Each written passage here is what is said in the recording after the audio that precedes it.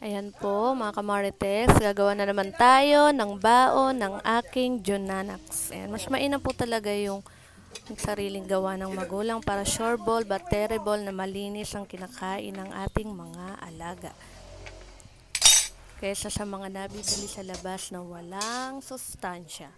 At hindi natin sigurado at sureball tayo na ito ay kung malinis talaga.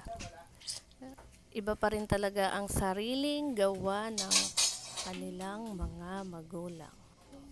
Ayan ang aking DIY burger. Although bawal lang matamis sa aking alaga kasi siya ay may tonsil. Kaya DIY na naman tayo burger. Minsan naman ay putlong. Mas makatipid tayo dyan mga kamarites. At sorbal but terrible na alam nating busog ang ating mga alaga. At ayan po ang aming tanghalian. Sinigang. Dadaling ko din po yun ng school.